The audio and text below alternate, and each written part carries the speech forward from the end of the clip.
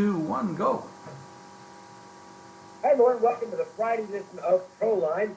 Today's podcast with Jim Feist. I'm Dave Cokin. Got some good stuff coming up.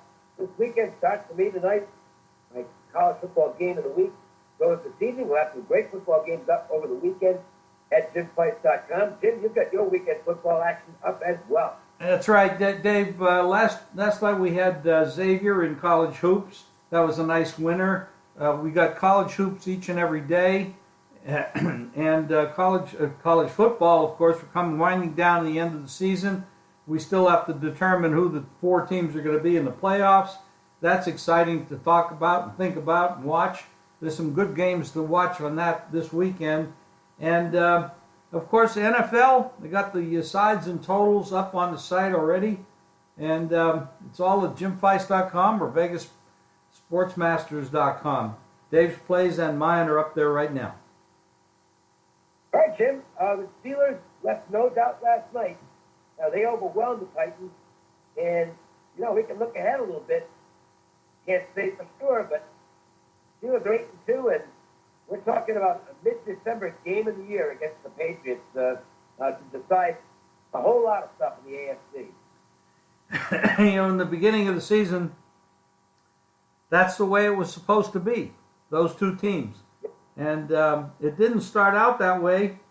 They started out slow, both clubs did, but they're rounding into shape, and they're playing good now. And the Titans, I don't know, that Southern Division is not very good. I know the Jags got a defense, but Houston and Indianapolis is pretty pathetic. And I'm not that impressed with the Titans or Mariota.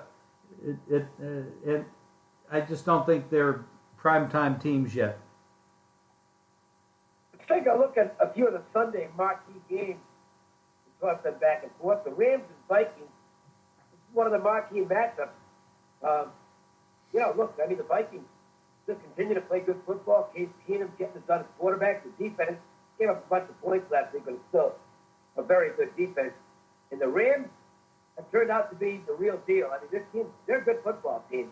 This is not some kind of a fluke that they put together this record. These guys are good. And remember, they really should have had one other win had it not been for a kind of a screw up by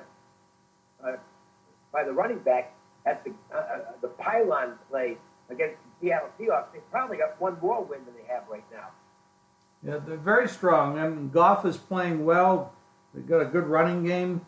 The wide receivers are very talented. Their defense is playing exceptionally well. They got some good defensive ball players. The young coach brought a lot of spirit and piss and vinegar to the whole team, and these guys come to play every week. This is going to be a good game to watch. The Vikings are different. They're not the same kind of a club, but they're strong. They're at home, play good defense. Case Keenum is, he's basically a third-string quarterback, but he's playing very well. I think it's going to be a great game. The Redskins and Saints might be as well. We're in New Orleans, 7 in a row.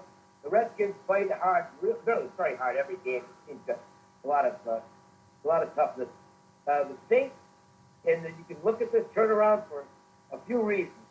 One is that they became a team that runs the football and doesn't kill their own defense with really quick drives, which is the problem with the fast break offense. They're still moving along, but that offense is really balanced right now. In fact, they run more than they throw, and it's become very efficient. And Rob Ryan isn't there to put forth a terrible defense. They got better the minute he left. That's for sure. That's an upgrade for certain. The Saints are playing great, as you said, and the Redskins come to play every week. And Cousins, he comes to play. He's a good quarterback. He gets it done. I'm not sure where he's going to be next year, but that doesn't matter. For this game, I think you're going to see some fireworks in this game. They're playing in perfect conditions indoors. I think you're going to see a very exciting up and down game. The Patriots and Raiders down in Mexico City. Patriots did a very smart thing. They stayed in altitude. They stayed in Denver, outside Denver in Colorado City, and now they go into more altitude, but it shouldn't bother them because they've been in it for 2 weeks now. The Raiders have to win this game. It's as simple as that. It's a desperate straight game for Oakland. The problem is they're playing the Patriots. And Jim, I probably won't get involved in this game. My numbers slightly favor, at least in terms of the point spread, slightly favor the Raiders. I'm not playing against New England. That's just not going to happen. Well, you're really not going to stop the Patriots. They'll have to stop themselves. They're very efficient on offense. Brady's playing at a very high level. Great coaching. When you look at the coaching matchup, it strongly favors the Patriots, in my opinion. The classy organization. I'm disappointed in the Raiders this year. I think they've really slipped. Of course, last year they did win a lot of close games, but I agree with you in this spot. Everything, maybe your numbers say Raiders, but like I'm not gonna bet against the Patriots in this spot. They're on a roll. They're kind of like what Pittsburgh showed us last night. They're on a roll. Yeah, and the difference is they don't care who they're playing. They bring it every week. The Steelers don't. I mean, the Steelers line up against a bad team, they get themselves in trouble. But the Patriots, they're a machine. And then Sunday night, we've got the Eagles and Cowboys. And well, Dallas has got some problems here. Elliott is out, obviously, with the suspension. Sean Lee looks like he's going to be out this weekend. All of a sudden, the Cowboys season is starting to go in the other direction. And boy, the Eagles are on a monster roll. Talked with one of the local books yesterday, and this will be their heaviest liability game of the week. No question about it. They're gonna need Dallas, and the public is just bonding Philadelphia. Well, and they should. I mean, you look at the offensive line problems that Dallas has right now. They lose Elliott, the offensive line, the left tackle. Dak Prescott got sacked 7 times last week. Is that the right figure? Yeah. I mean, that's pretty incredible. That's bad football. And then Sean Lee, who's a great defensive ball player, he's out. Everything's lining up against Dallas in this spot. And the Eagles, Carson Wentz playing very high level. Their front 7 on defense is very strong. But the point spread is showing it. It opened 3, it's up to 4.5. I wouldn't be surprised if it doesn't go higher. I would agree with that. It's going to be a fun weekend, no question about that.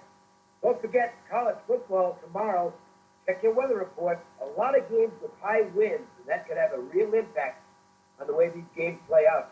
And we follow that very closely. We have to. I mean, the wind is the one factor that a quarterback cannot overcome. A kicking game is totally affected by it. If you can run the ball and don't have to throw it or don't have to kick it, it won't make a difference. But that's not the way football's played these days. So the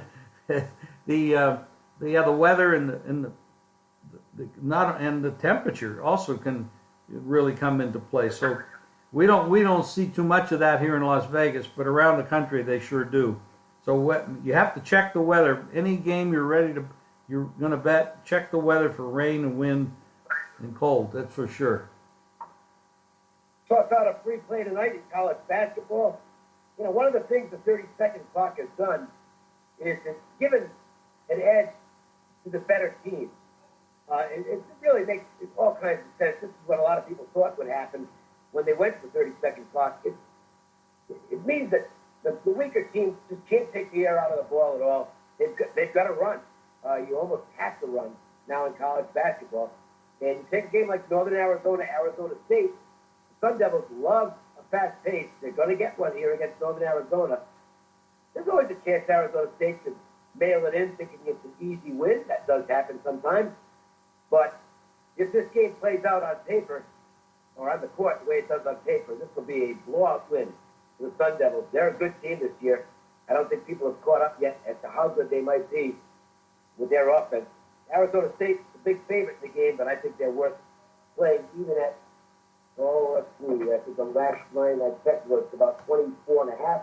I think it is. Arizona State minus points your comp. And don't forget, get the real stuff at JimFeist.com. Absolutely. Dave and I will have our college football and basketball and pro football up, and the NBA as well. Last night there was a big game. The Warriors took on Celtics, and the Celtics came out on top. So that was an interesting game. The two teams that might actually be there in the end. Sure was. Good win for the Celtics, 14 in a row. Yes. All right, we'll be back on Monday. Meanwhile, hope you have a winning weekend. Be sure to keep up with everything at JimFeist.com. We'll talk to you on Monday.